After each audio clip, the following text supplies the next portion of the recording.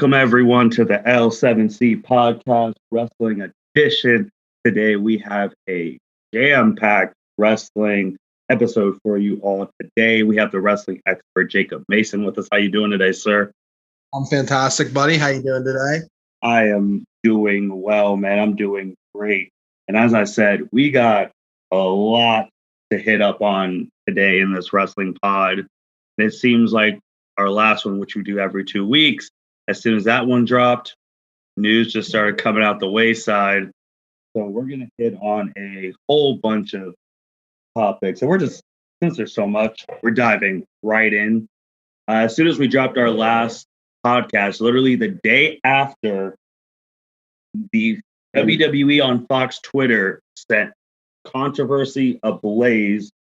For those of you guys who don't know, WWE on Fox, which is actually a very common thing, it's a build your own team for like an X amount of money. It was $15, and they had tiers: $5, $4, $3, $2, $1.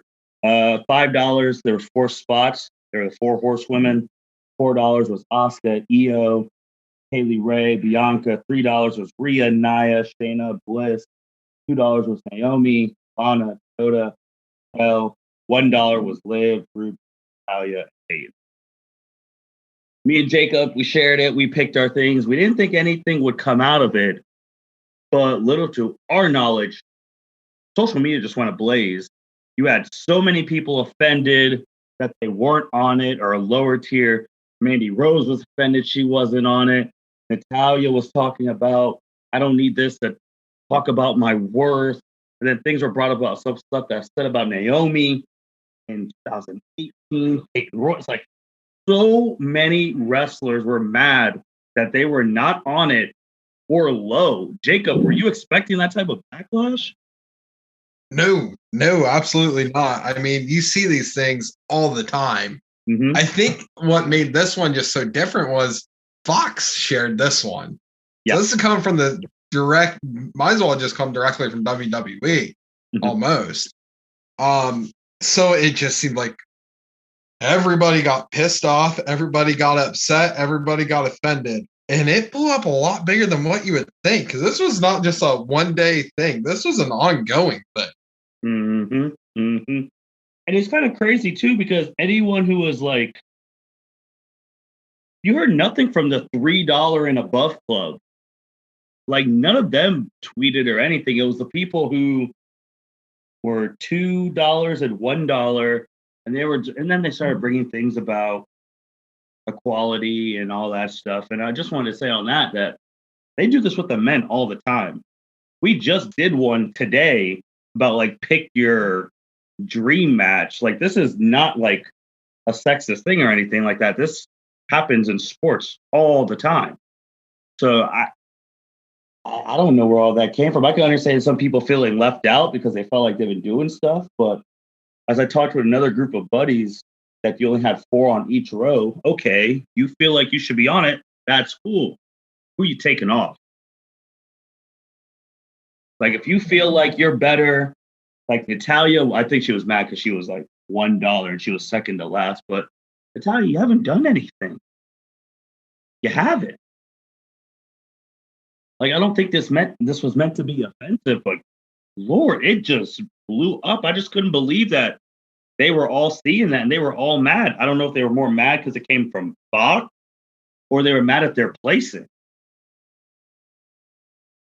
Yeah, I don't know. The whole thing to me just seems like a whole double-edged sword, where if like Natalya's the main point here, she's the focal point. Mm-hmm. So if you're pissed off that you're $1, and don't get me wrong, I think when we both did that, I think we both picked Natalya because I'm like, oh, that's the gem right there for $1, absolutely. Mm-hmm. But if you think you're worth more than $1, then do stuff that's worth more than $1. Yeah. What is Natalya doing? I have no idea. Like, nothing noteworthy, at least. And I want to clarify with people that we're not talking about like their true worth as a person. We're literally just talking about what was on the sheet. Like, obviously they're worth more than $1. Come on now, we're not idiots.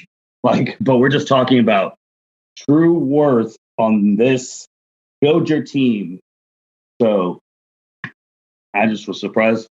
I wasn't surprised that the $5 were the $4. I really wasn't. And then the first $4 one was Asuka. I know you were shocked that Haley Ray was a $4, even though she's the champ at UK. Yeah, I mean, she's the champ at the UK, but for $4, I'm just like 98% of the people who are looking at that post have no idea who Kaylee Ray is. Mm-hmm. That's nothing bad on her. She just on, I mean, I know there's the talk is NXT the third brand or whatnot. Mm-hmm. NXT UK is just the island of misfit toys. Yeah. It doesn't get that much promotion. And it's not that they're bad, it's just the way it is. Like I was like, I can't imagine too many people were picking Kaylee Ray in that, but this is all like hypothetical stuff, you know? Yeah. And my thing too with this is that I don't know if this, I mean, it reflects on who's getting pushed in the company. It really does. So I think that's also the other issue inside people who are really mad that they weren't getting pushed. Like Mandy Rose was mad about it, but I mean, your biggest thing was the Otis thing. There hasn't been anything big with you since. You got, I mean, there's nothing you can do about that. Natalya, I mean, yeah. The only person that I was kind of shocked that she was the last person on, but was Peyton Royce. And I like Peyton Royce, but for being objective of what's been happening in the company, Peyton should be off that, and someone like Billy Kay should be on it. Yeah, if anything, yeah, Lacey should be on there. Absolutely. Yeah. So, and shoot, WWE, it got so bad they deleted the tweet, the original tweet. Oh, I didn't know that. Yeah, it got bad, but I mean, I don't know if they're ever going to do it again because they don't want that type of backlash. But looks like you can't have fun with those anymore. So, but I always think of it like the Mount Rushmore. There's only 4 spots. People are going to get left off. I mean, nothing personal, just like personal. But something that, I don't know if it's going to get personal or not, but this was news that, as far as left field as you can imagine, Big Show going to AEW. What the heck is that? Whoever had this on their bingo sheet for 2021, you win the bonus prize because nobody would have. I would never guess this. No, like it got dropped. I forget who posted it first. I don't know if it was Jericho posted it first, then AEW did. But I thought it was a joke until I saw official things. Yeah, same. I was like, oh, Big Show's not going there. No, it sure as shit is happening. So AEW is Tony Khan's just dumping money left over right. But it's kind of cool. So it's not a wrestling contract. It's a commentary contract. So that's cool. I mean, Big Show can talk. We'll see. We'll see what happens. Is he just going to be, Paul White, just the guy? Or is he going to try and play like a character? I think is like one of my biggest questions going into this, because if he's going in playing a character, for the love of God, don't have him be heel and babyface like each week. Like his whole career. Yeah, exactly. So so they're bringing him on for their new show, which is going to be a YouTube show for an hour on Mondays before Raw, which also didn't see coming. Yeah. I knew they were going to do like some sort of different show, but you're doing it before Raw on Monday. Like, I feel like that's kind of pissing in Vince's Cheerios. Yeah, and you think of Big Show because he's actually a very loyal WWE guy. So to think that he would go to AEW, and obviously he doesn't owe WWE anything. He's given them everything. He's a first ballot Hall of Famer, all that 9 yards. But for him to go and then to be on his show right before Raw, I'm just like, okay. And obviously, I mean, he can't use the Big Show. He's going as Paul White, but that's wild, man. And like you're saying, Big Show's not cheap. So I'm wondering how much he's getting paid from just a commentary standpoint, if he's getting paid the same amount as some wrestlers or more than some wrestlers because of his name, and who else would be interested in doing this going forward is like, hey, you're a legend. And last time we saw Big Show, he was getting berated by Randy Orton. And he's like, hey, if you don't want to do that, do some commentary for AEW. And it's just like, wow. I think the only thing that affects with WWE is that he's not going to get in the Hall of Fame anytime soon. So they're going to probably wait a couple of years now. Yeah, whenever his contract comes up. I think we're going to see a lot of that going forward. I think a lot of the legends, instead of doing the quote unquote legends contract that they always have with WWE, I'm sure that if they're getting paid, I don't know, 20,000, 50,000, 100,000, whatever it's going to be, a little bit more than, yeah, I'll go do stuff with AEW. Why not? And it's going to be interesting. We'll see who next jumps ship. I can't wait to hear. I want to hear his reasoning just from him instead of reading stuff. I just want to hear him talk about it. But going from Big Show, we're going to go to some NXT. NXT actually just signed its biggest class ever, which in all the years of NXT, thinking that this, and still COVID pandemic, is the biggest class they've ever gotten. Kind of wild. And they had two in particular people in this class that you really wanted to hit on. So take it away, man. All right. So NXT, like you said, they had their biggest class signing. And we say like biggest, we mean like size-wise. Mm-hmm. Yeah, not name-wise, no. Yeah, not name-wise. I mean, there's some cool names on there. I'd say your biggest name is that Taya Valkyrie, who's John Morrison's wife. Mm-hmm. She's officially signed. And it's really weird seeing her wear a Performance Center shirt, considering all the stuff she's done. Like she's certainly no one that's I mean, that just kind of seems like the rookie type deal thing to do, which I guess she's a rookie in WWE, but in wrestling, she's definitely not. Are you surprised that she's at NXT and just not main roster? Because like someone like AJ Styles didn't go NXT; he went straight to main roster. So I'm actually kind of surprised a little bit. Yeah, I mean, if anything, I would figure she would go and just kind of be a heater for Miz and Morrison. Ooh. I mean, that's kind of what I thought, because I mean, it wasn't no secret. I mean, everyone kind of is pretty much known that she was going to sign with WWE. The biggest thing is, what was she going to do? I mean, that still hasn't been completely answered yet. She hasn't debuted in NXT. She hasn't debuted on Raw. They've just got the picture with her wearing the Performance Center shirt. Yeah. So that one kind of, yeah, I'm with you. It kind of took me by surprise, but at the same time, if you throw on the main roster, you have to put her with Morrison and Miz, because if not, you're going to throw in that women's division.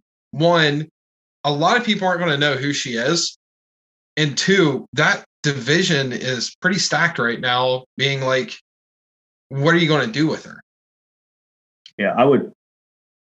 And we're going to talk, and we're going to talk about more about AEW's women's division. But yeah, if you threw her in now, I would say the women's division right now is what? 9 strong. And obviously there's more, but you have the 4 horsewomen, Asuka, Shayna, Nia, Alexa Bliss. Those are your top 8 right now. So it's just like that's 8 already.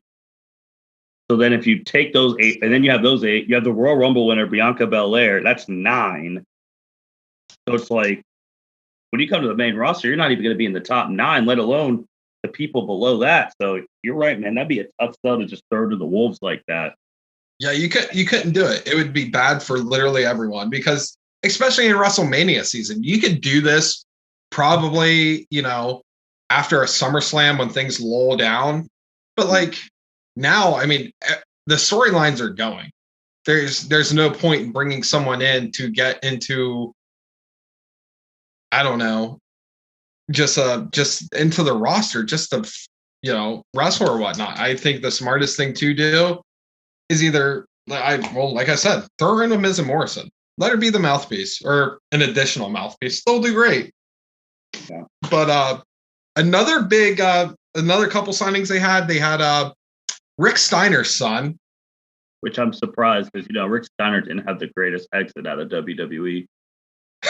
Right. I'm actually shocked that he's a grown man, but letting his son go to a place that didn't end well for him. No, but I don't know. Maybe it's because things are past, and Triple H is all about mending bridges. So if bringing in Rick Steiner's son is kind of throwing out the olive branch, then go for it, because it can be good business for everything. That's true. That's true. They have Priscilla Kelly. I think I'm pronouncing her name right. I always butcher it, but she's one of the women, and we'll talk about later when we talk about the AEW women's roster. But I'm just kind of shocked. Like WWE has signed her. Not that she's not good or anything. She's pretty good. She's got a pretty good indie name. But the biggest signing next to Taya is this guy named Parker Bordeaux. Now, Parker Bordeaux, he looks like Brock Lesnar 2.0. Yeah. He is jacked. Yeah, he looks like Brock Lesnar's love child with a woman, or if Sable and him had another kid, that's what it looked like. Yeah. I mean, he's got the tattoos, ex-football player, or college football player. But him, and funny enough, one of the first times I seen him was on Eve Marie's Instagram. Mm-hmm. She was hanging out with him, and I'm not sure what the connection is there, but I just happened to see it on her Instagram. And it's like, damn, like this guy's Brock Lesnar 2.0. Paul Heyman was another one who initially signed him or got him to get signed or whatnot. But it's very weird, and it's this is where I want your opinion on this. Everyone's saying Brock 2.0 because he looks like Brock. He acts like Brock. His thing is like Parker Bordeaux, destroyer of gods. I mean, it's being in my opinion, and I'm quoting Chris Jericho here, being the second anything is a death sentence, because you are officially compared to whoever you're being, this instance being Brock Lesnar. You can't live up to Brock Lesnar. He's a mythical being. He's the money guy for WWE. I mean, I cannot think that is a good. I mean, he's getting a lot of people are talking about him right now, but if he don't live up, I mean, people are just going to shit all over him. So, what's your thoughts? My thoughts is that with the Brock Lesnar thing, I haven't seen him, the Parker. I haven't seen like his, I guess, stats or whatever. Because Brock Lesnar, when he was coming in, this dude was the NCAA champion in wrestling. So besides working on the indies for a billion years, that's as high as wrestling experience you can get coming into WWE. That you went to the national championship twice and you won it your senior year. You were like 6'3", 300 pounds running 4.5 40s. Like, I don't think anyone's going to ever be like that physical specimen that Brock is. And I 100% agree with you that when you start, if that's how you're going to introduce him, that's going to be real freaking bad, because people like you, people like me, the casuals, news people, ESPN, NBC, they're going to be like, this guy's supposed to be the next Brock Lesnar. This guy's supposed to be the next Brock Lesnar. And that never works out. Even if you've watched like third generation superstars, Randy Orton, The Rock, like when you start comparing them to their people and who they were great, and they have to live up to that, it gets a little hard. But when you let them be themselves and not compare them, it's a lot easier. And obviously, Randy and The Rock, they surpass their parents, and Charlotte's going to win more titles than Rick. I'm already going to say that. You heard it here first. But yeah, it's a danger trap, man, because Brock Lesnar, if I remember the time frame correctly, it took him 6 months to win the WWE title. Because he debuted, won it at SummerSlam in 2002 against The Rock. I think it was a 6-month span. And this guy, Parker, I mean, you and I have talked about so many times about people just coming in, part-timers or whatever, taking title opportunities.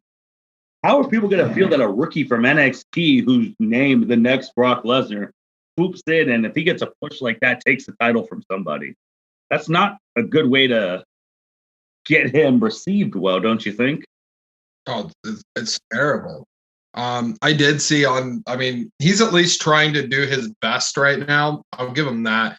He's posted on his Instagram like I'm not the next anything. I'm the first Parker Bordeaux or whatnot. Like at least he's trying, but it's like, dude, like it does.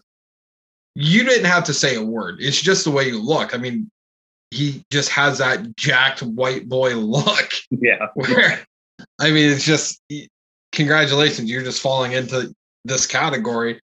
What I could see happening, I mean, you could go a couple different routes with this. I mean, because Vince is going to be all over this guy. There's no doubt. Unless he really sucks. Oh yeah. That'd be bad if the man can't wrestle, because Brock Lesnar can go. Well, I could see, I mean, you also have Paul Heyman in on this, who's high on this guy just because he has that look. Where would Vince just start him out? Like, I'm just thinking there's different things here. Can you imagine Vince just literally bringing in a quote unquote performance center rookie who's not even an NXT rookie and just have him be a part-time guy and that'd just be his job his entire life? Like, lift the weights, come in part-time, and just be a full-time, part-time guy. Like, I can see some Vince doing that stuff because they're going to give him 4 moves. He's going to be like how Roman, was, how everyone's always got your Cena 4 move or 5 moves of doom. Roman has 4, whatever it is.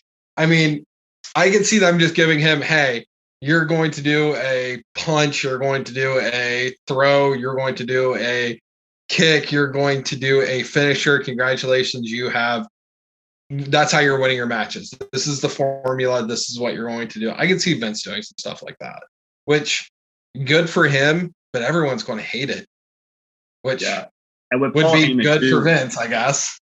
I don't even know if you could put Paul with him because that would literally go into the stereotype that he's just Brock Lesnar 2.0. That's the biggest thing.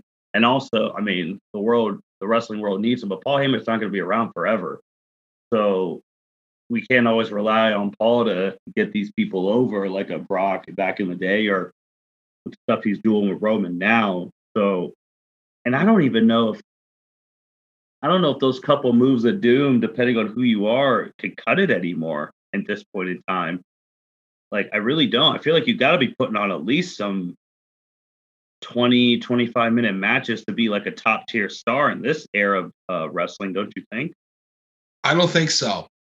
And here's why. And I hate myself for saying this. The top guys, minus Drew McIntyre, over the past couple of years, have really been your Goldbergs and your Brock Lesnar's. They've been your champs. Like I said, exception of Drew here. Right? I think you could get by with doing the couple moves of doom and having short matches. Because if that's how you're going to build this guy, I mean, I guess let it happen. I mean, I'm not going to be a fan of it, but I can see Vince doing that because he'll just be a star. A little pushback on that, though, with the Brock and the Drew. I mean, with the Brock and the Goldberg, you were right. But I would say that with those two, though, they have equity because they were doing it for a while. Like, I don't think he could just start and do that, though. He's got to prove himself.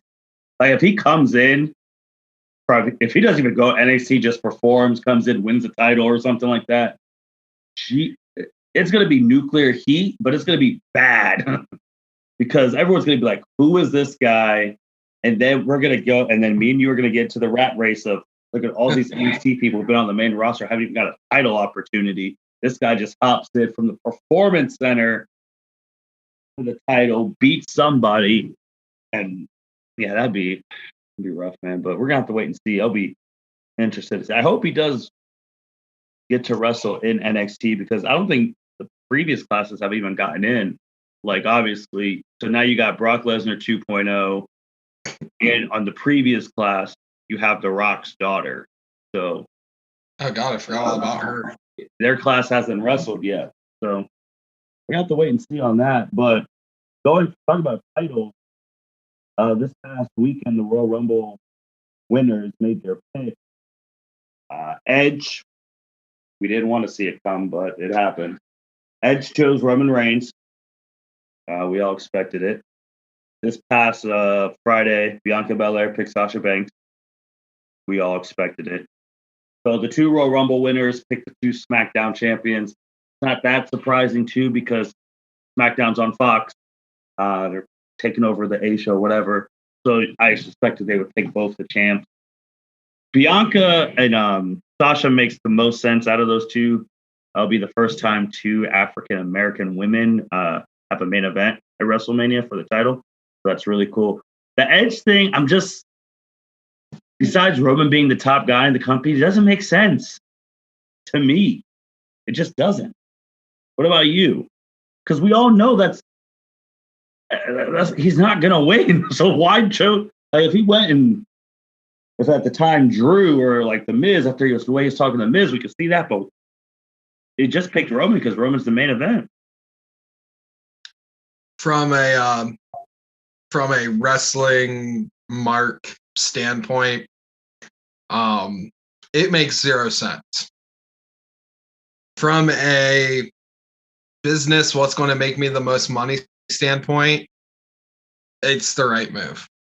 Yeah. In my opinion. Because you're going to get all the casual fans going, who knows Roman Reigns' name, who remembers, Edge's name, because Edge was massive, So from that standpoint, that makes sense. And they want to make Fox happy. Yeah. So that makes sense to me. I'm not saying I like it. I don't. But at the same time, like, it doesn't shock me. No, it's just the fact that we all just know there's no way Edge is going to win. So the comeback story is going to end, which is sad. The only way I could see Edge win is if they use this as a setup for Roman a WrestleMania 2 from now, and Dwayne interferes and costs him the belt. That's the only way I could see Roman losing. So then that sets up Roman versus Dwayne at the next WrestleMania, or that one in Hollywood that was supposed to happen this year, but COVID. That's the only way I see Edge winning. Well, I like that. That's good. I guess like my only other question with Edge's match, does somehow, I'll just make a prediction here. In the middle of this match, somehow, some way, Jey Uso is going to get involved, or Paul is going to get involved, and we're going to see a Christian run in too in the middle of this match. So I'd be okay seeing that because you're going to see Edge and Christian do like a concerto or something cool. So I'm good with that. But yeah, you're right. We all know Roman's going over. It doesn't make sense any other way, really. Yeah. For the foreseeable future, I don't know if I see Roman losing this year. Like I just don't see it. No, I don't see Roman losing, especially with the whole Dwayne thing that we all know is coming the following year. I don't see him losing it till after Mania. Of next year. Yeah, of next year, of when they're in Hollywood. Because he's going to put down The Rock and retire officially, non-officially, whatever. He's going to retire The Rock, and then someone else will take it from Roman then. That's my opinion. Yeah, and it's also crazy with Roman, too, that he's there. As Daniel Bryan said on Talking Smack, he asked Paul Heyman, how did you get Roman Reigns the Brock Lesnar contract? Because Roman Reigns does not wrestle on SmackDown. He's there. He'll talk. He'll spear you at the end of the show to let you know it's his show. But Roman does not wrestle on SmackDown like that anymore. He just wrestles at pay-per-views. So he's a full-time part-timer. Like, that's a new breed right there. A full-time part-timer. Paul Heyman guy. Hey, that's shocked the world too, but Bianca and Sasha makes sense. They get time. They're gonna tear it down. Absolutely. That leaves Raw and their champions, which that's sad. But going into that, when Elimination Chamber happened, we were shocked by this. We had a cash in by the Miz. Drew McIntyre first. you knew something funny was happening because the Raw Chamber was the main event. We thought it'd be the SmackDown one because they were going to wrestle Roman at the end, but you knew something was funny. Drew won the Chamber, rightfully so. Bobby Lashley comes, destroys Drew. We were like, well, what the hell? And Miz comes in, cashes in, becomes champion. Never thought I'd see Miz hold the big belt again. First, were you surprised by the cash-in? Yeah, I didn't see it happen that night. The one thing that also made me go, that's odd, and I was like, oh, is something going to happen, was they had Miz talking to MVP in the middle of Elimination Chamber, like in the back. So I was like, something's up there. They just don't make something that blatantly obvious without doing something. Yeah, and it's crazy. Yeah, and then he did that, and we all knew he was not taking that title to WrestleMania. He was a transitional champ, and that prophecy was fulfilled just this past Monday. Bobby Lashley, through end arounds, he beat The Miz in a lumberjack match, and 16, 17 years in the making, finally became the WWE champion. Were you shocked after all these years they finally put the strap on Bobby? Raw at this point, I think, is the redemption show for all of Vince McMahon's like old misfit toys that he got rid of and decided to come back. Mm-hmm. I was happy to see Bobby win, though. Don't get me wrong, I love a chicken shit heel Miz. That's always good times. But he was such a scaredy. Oh, that was hard. I was like, ugh. I was like, we haven't had a heel like this in a long time. Oh, it's great. And he plays that part so well. He's made for it. And but Bobby going over, I was happy with it. I'm good with it. Damn, the Hurt Business. I was so wrong. I was dead wrong. I talked shit about them. I talked about how stupid they were having the whole thing with Retribution there on the one podcast. And I was like, this is terrible. Damn. Good job, guys. Everyone there, except for MVP at this point, because he's injured, if I remember correctly. Or he's got something wrong with him. Is a champion. Damn. The one something else that's kind of crazy is MVP was there when Bobby won the TNA heavyweight championship, and he was also there for when he won the Raw championship. So that's kind of cool, actually. Yeah, and MVP, I mean, they've all stated how they weren't doing anything. Like Shelton was barely on TV when he came back. Cedric wasn't doing anything either. Bobby was at the time in the worst storyline with Lana, and MVP comes, creates this Hurt Business. I like the fighter for hire type thing. It reminded me of the old APA days with Ron Simmons and JBL, how they'd be playing cards and you knock on the door, you need someone beat up, you pay them and they do it. So I like that aspect. And yeah, man, seeing all of them have belts is just crazy. And they gave them time and they did what they needed to do, and it worked out. I mean, at the beginning, like another group that, like New Day, remember they were the gospel preaching. Like people forget beginning, they were not like. They rode that wave and they became like 8-time tag champs. Like Kofi finally got the big one. So it's real interesting. And then when you have a guy like Bobby Lashley, I mean, he checks all the boxes. He dresses nice. He's physically imposing. He has a military background. Like, he has everything. He just never got this belt. So with him as champ, you got a lot of things you could do at WrestleMania now. I would think he's going in the champ, because if he won that and then he doesn't go in the champ but loses it at Fastlane, Raw's going to get revolted on. So you obviously have the Drew match. I think Drew deserves to have a title match. Let's just get out the way. Everyone's been talking about the Lesnar possibility. Yeah, I don't know what the hell Brock Lesnar's been up to, if he's just stuck in Canada or wherever he is. And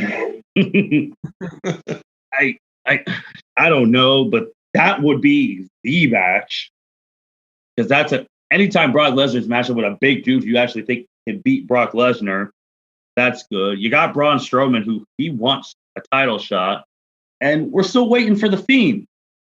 We're still waiting for him to come back, but obviously that's going Randy Orton's way, but maybe later. So what do you think about these possibilities of Bobby Lashley's champ now? It's so funny because a couple podcasts ago we were talking about how we hated part-time champions, and yet here I am hoping for Brock Lesnar to show up just so we can finally see the match, which I guarantee would not hold up to the hype that everybody's wanted to see has put on this for years. Mm-hmm. But damn it, do I want to see it? I want to see Brock make a part-time show up and just have a match. I don't see that happening. I imagine this is going to Drew, and I think they're going to have I think they'll have a 4-star match at Mania. Yeah, it's just the fact that I think it's going to Drew too, but Bobby's been trying to fight Brock in everything. He was trying to fight him in WWE. He was trying to fight him in MMA. Like, he was trying to fight him in when he was with Dana White. Bobby was doing really good at Bellator. I believe that was the promotion he was with. And he was doing real good. So he could shoot fight too. So you could really mix some shooting into the WWE style with them. But yeah, I think it's going Drew with Ray, and I think they're gonna have a really good match too. Hopefully it's a one-on-one. I don't want any like fatal 4-way nonsense. And on the Miz's part, it does suck that his reign ended basically in a week, but he was a transitional champ. Everyone knew he wasn't going to WrestleMania with the title. But Hurt Business, good on him. MVP, top tier manager. He didn't need a Paul Heyman for that. MVP was able to do it, so good on him. Let's go to AEW, and we began this podcast talking about the build your own team controversy with WWE women. And AEW, we've talked before, their women division is not on nowhere near WWE's level.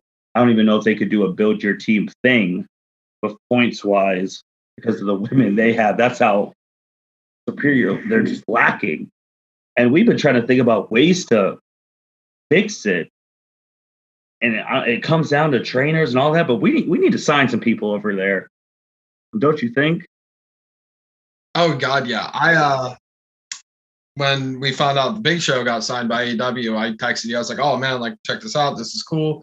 Blah blah blah. And like the more I started thinking about it, and the gears are turning in my head, I go, "Wait one damn second." I was like, "Why the hell can Tony Khan just chuck out money hand over fist for men's talent or commentary talent at this point, but he's not chucking out the money for the women's division?" And I want to see that division thrive. I really do. But damn, why the hell? Like, why can't we chuck out the money for good women's talent? And well, let me rephrase that. It's not even, it has to be good. It just has to be a big name at this point. And we don't need managers. I don't need indie stars. I mean, they have that. They're even doing, the whole like tournament thing, like me and you, like the where they have I think at this point it's Nyla Rose versus I forget which one from the Japan side tournament to find out who's going to be the number one contender for their women's champion. I can never pronounce her name, so I'm not even going to bother butchering it at this point. But yeah, so me and you talking back and forth, they just got to chuck the money out. And the first, like, if you're going to have a draft of just top tier women or big names or just someone to elevate this, I mean, AJ is your number one pick. Yeah. If you're tossing money, she hasn't wrestled since WrestleMania 31, where she actually retired after that match. She would be the top one, like name and ability, but we just have to see the ring rust. Obviously, the name we keep bringing up is Tessa, and I'm truly at the point where I'm really thinking all those reports are true, because there is no way someone of that caliber is not signed. No way, unless she has all that baggage everyone every wrestling site has reported everything like that because this is crazy. I thought she was going to be at the Royal Rumble. I was wrong. I was like, oh, AEW got her. I was wrong so far, unless they're saving her for something. But she's still out there, and I don't know how much she's asking for money, but she needs to get there. And then we brought up someone like Chris Cyborg, who is a big name, and I don't know how interested she is in wrestling now, but she's brought it up. But they need to throw money, man. But it's the fact that you need someone with a name that you were hitting. Like, they might have to even go after someone like Eva Marie because she has a name. She's attractive. She has a following. That'll get eyeballs to AEW. Yeah, but honestly, if they would sign Eve Marie, because my wife actually threw out that name and me and her were talking about it, and I think that would be terrible.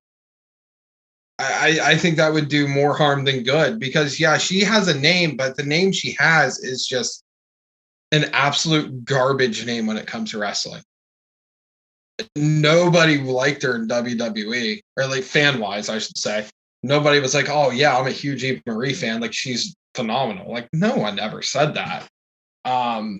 So I would stay as far away from Eva Marie as possible. I would say, Kelly Klein, but she's got her own thing going right now with a lawsuit with Ring of Honor, which that's going to be a lot of baggage. Yeah. So that's going to be at least a couple years before you would even want to really touch that. Should AEW just deal with Tessa's bullshit and just have just an insane strict contract, but big money? I think so. It'll bring notoriety. I mean, Tessa's a woman who wasn't just like a woman's champion on her previous promotion. She was the champion. So, and that's never been seen before. We also brought up, because her compete clause, and Khan's already talked about it, Selena Vega. Don't know what her name would be in AEW. And then I was just trying to think long and hard who should do it, who'd be a big name, an Omega return, who we didn't talk about. They need to reach out to Paige. I think that's the one. If they can get her in a doctor's thing, because I mean, Daniel Bryan came back. If they can get her in a doctor's thing and she gets cleared, they need to go to Paige. And Paige has already shown frustration with WWE thanks to our patent pending third party ban, where she couldn't Twitch anymore, and that broke her down. As you talked about it, how she was crying, saying ever since she couldn't go back in the ring, that was the only way she could connect with fans. So if she went to AEW, she has that back, and she's back wrestling. If multiple doctors clear her with physicals, I think that's who you really go for. Yeah, longevity wise, name wise, wrestling wise, that's the name to go for. But here's the deal. I mean, I don't know how long her contract is with WWE, but WWE knows like she would leave in a heartbeat and go to AEW. And I think they're doing to her what they did with Paul Heyman years and years and years ago, where there's a quote from Vince McMahon, I'd rather see Paul piss from inside the castle out than from outside the castle in. And I think they're going to want to just truck out that big money, like, hey, hang out, and I'm going to throw you millions of dollars to sit your ass at home, essentially. But I think Paige would probably want to wrestle more than just sit at home at this point. I think she just hates everything that's happening right now. I would also say, too, with that, though, because her biggest thing was WWE backstage, and that's really not even happening anymore. Renee already left, but then that was weird that she came back for like that one thing. So it's like, I don't know, man. I don't know how long her backstage, whatever contract is, not like she's doing anything of relevance. I really think that's who you really go. That's who you go, man.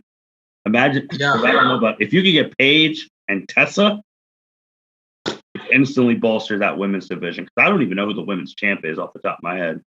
It's like, here, God, I can never pronounce it. It's the girl who walks out with the sword. It's Shikita or Hiro Shikita. I got it. Like I said, it's something Japanese, and which is great and fine and dandy. I love they're bringing in like the international women, but damn it, simplify the names. And I used to work for Disney. That's what they would do with all the international people with really hard names. I had a roommate who was from China, and I could never, like, no one could ever pronounce his name. Disney gave him a name tag and said, "You're Dylan. Congratulations." Like, but I would also say with international talent, that's good, but they're not. It's not Asuka and it's not Io. Yep. That's the thing. Like, you're getting the talent, but they're not the top.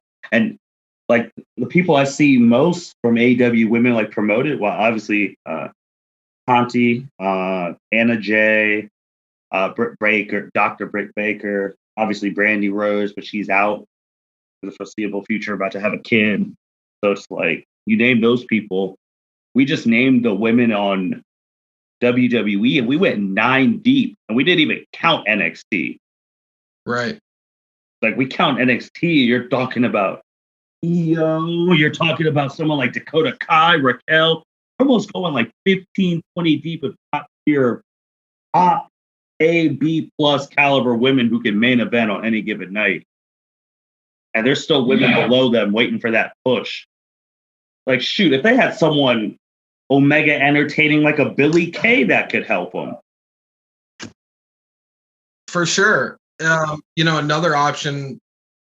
Did they go after like a veteran talent? Did they go after a Lita? Did they go after a Trish? Because you're only going to wrestle 1 day a week, unless you're doing some training stuff, on the side, helping out the girls, which would also be great. We brought up AJ, and you brought up veteran talent. We didn't even bring up her rival during that time frame, Caitlyn. Caitlyn would be one. I don't know how interested she'd be in coming back to wrestling, but she would be she was strong. She had a strong presence.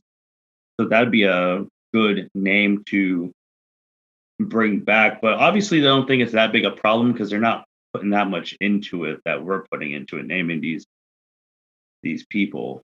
Like, right. Like today, Shaq was on with Cody Rhodes on ESPN, and I was just thinking, what woman would AEW send to go to an ESPN? Britt Baker, Brandy Rhodes. I could see Brandy, but she's about to have a baby. Like, Britt, people will be like, so who are you?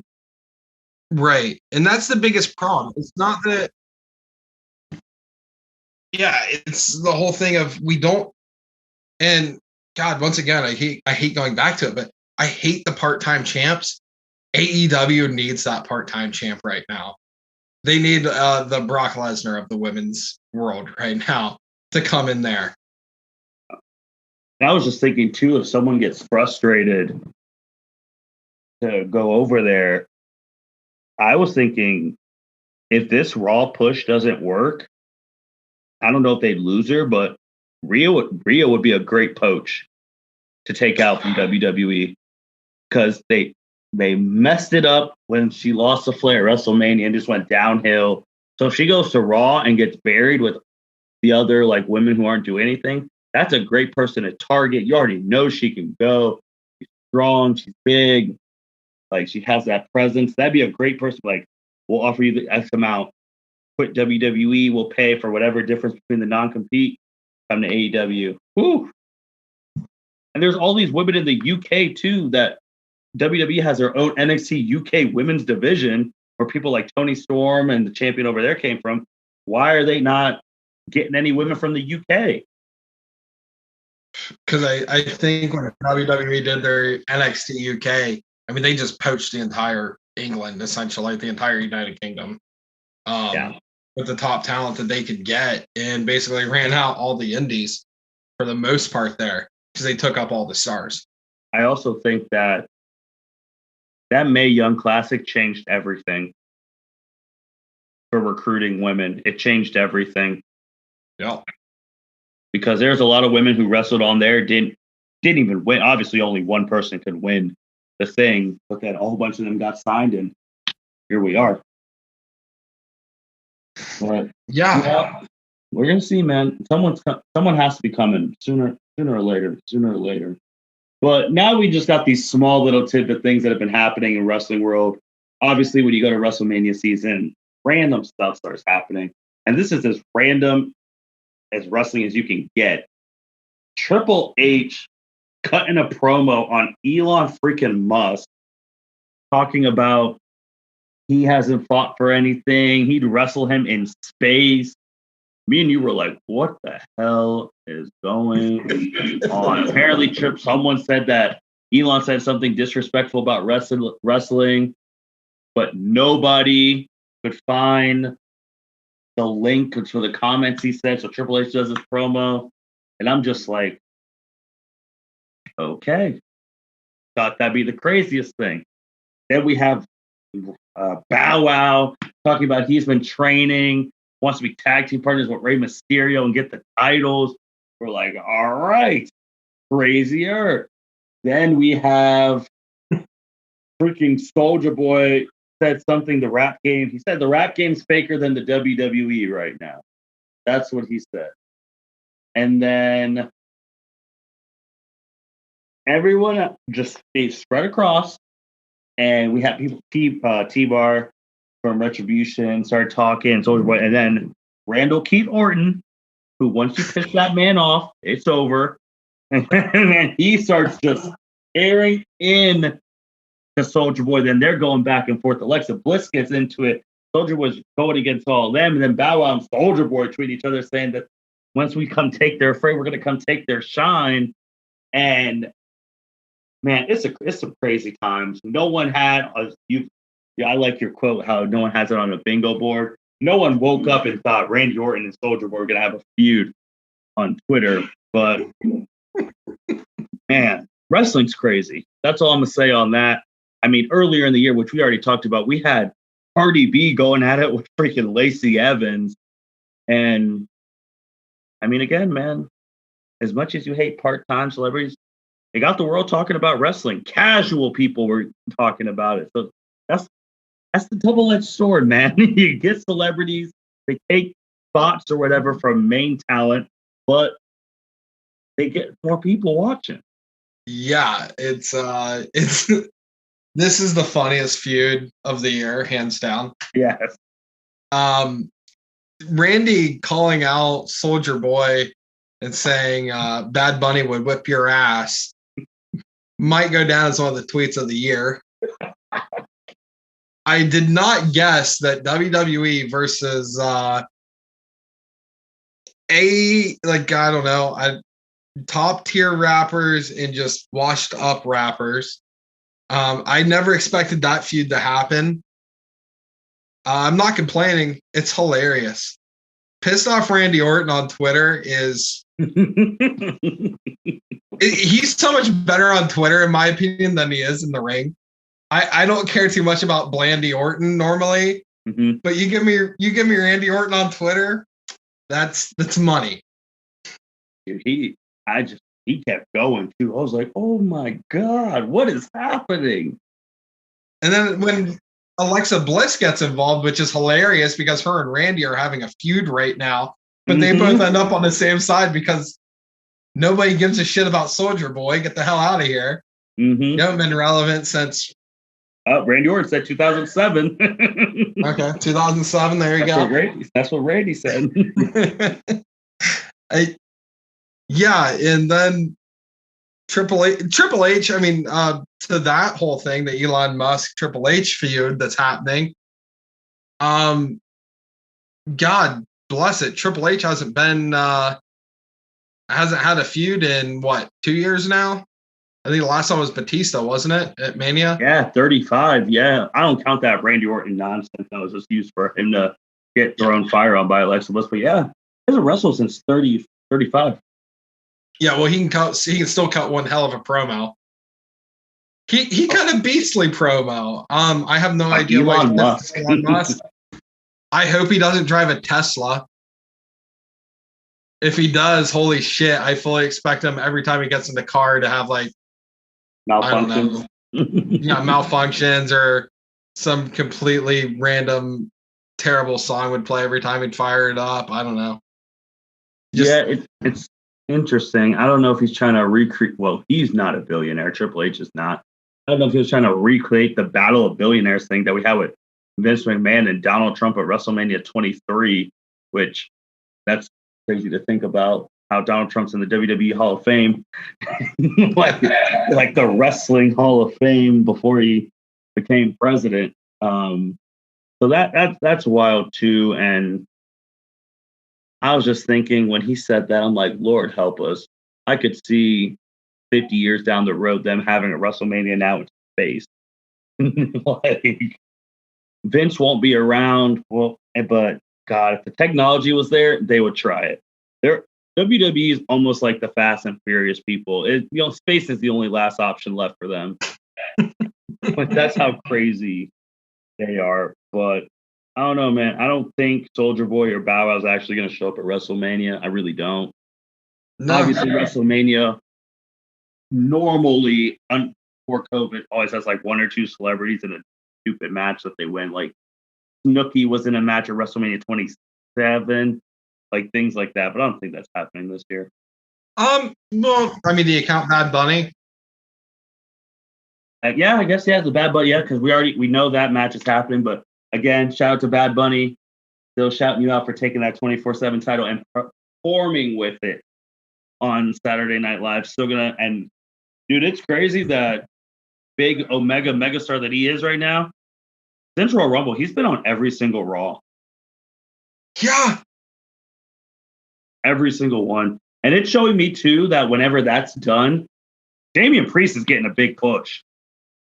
Yeah, for sure.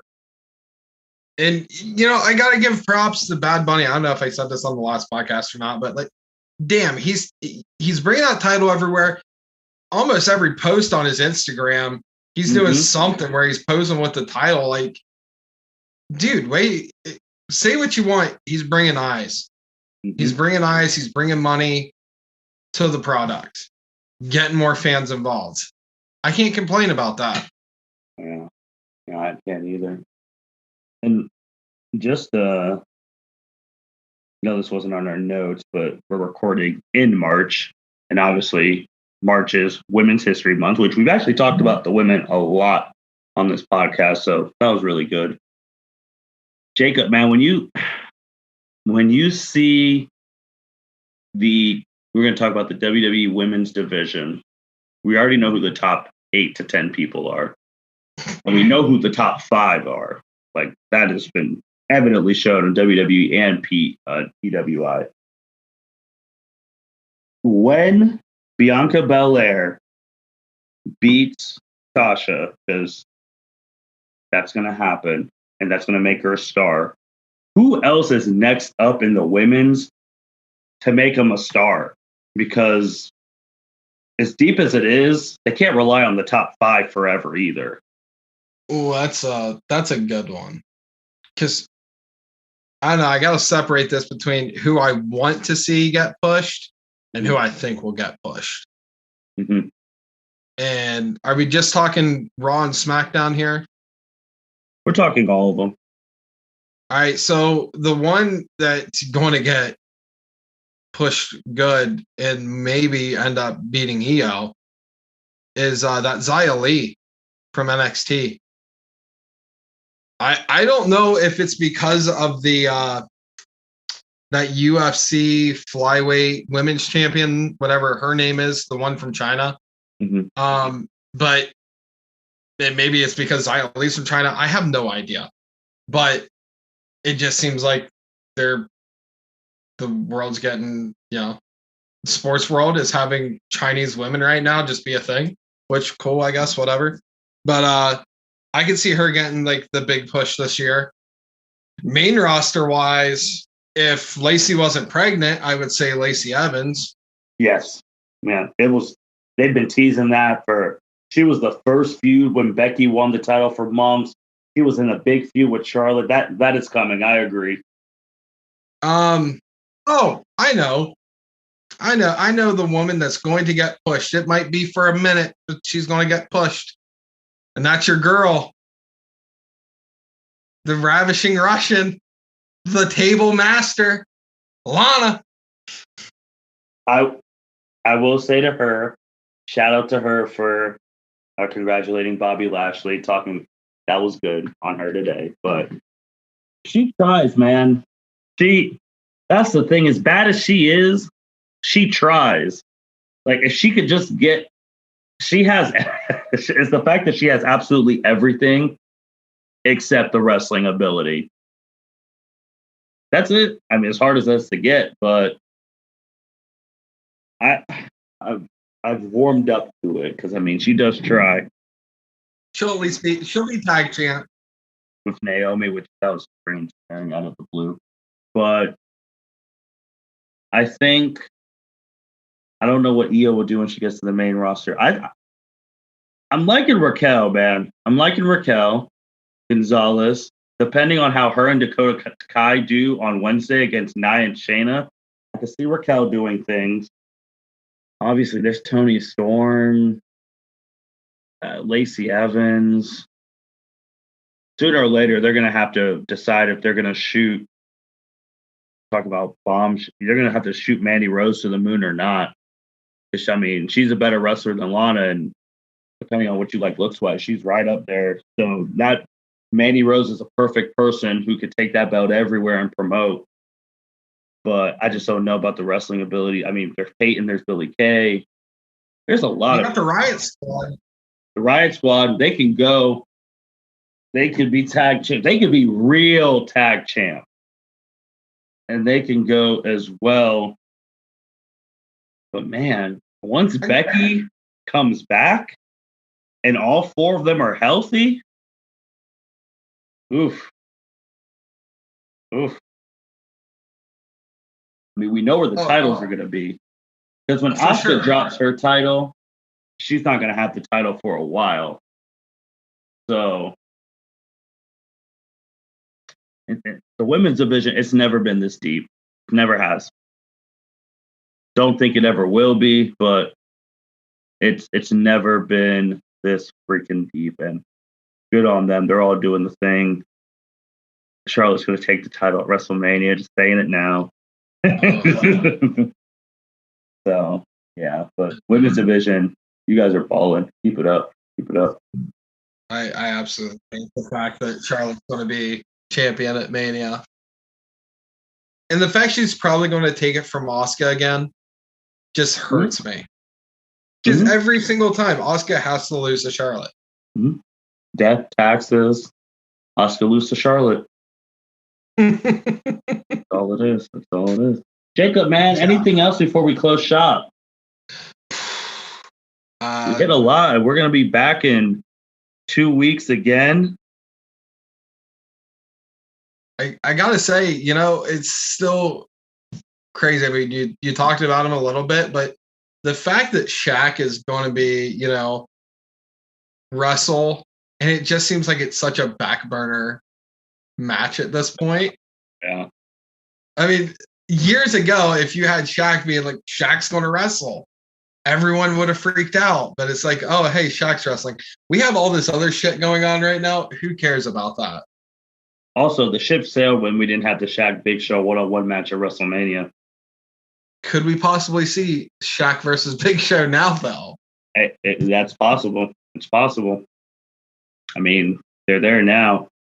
Shoot, maybe that's the reason that Big Show got hired this time. Maybe he comes out at the end to help Cody. That very well could happen, which could set up a match down the line for those two, and I'm sure they both want it, and it'll be a payday for everyone. So that obviously feels bigger than, no pun intended, but that feels bigger than Shaq versus Cody with the two other women that they have on there. Yeah, it does. It does. Oh, and speaking of women, again, I guess we didn't even mention her. Who she could be on Mega Dominant again. Get the strap to Shayna Baszler. Let's just get it over with. Should have happened last year. Yeah, for sure. Just get it done. I saw her get pinned by Charlotte in the middle of the ring. I was like, man, this time last year, Shayna wasn't losing to anybody. It's crazy. No, and it goes to prove the NXT to main roster transition is just so terrible. Shayna started really good until she lost at WrestleMania to Becky. who was pregnant. Well, I'm going to say no to that.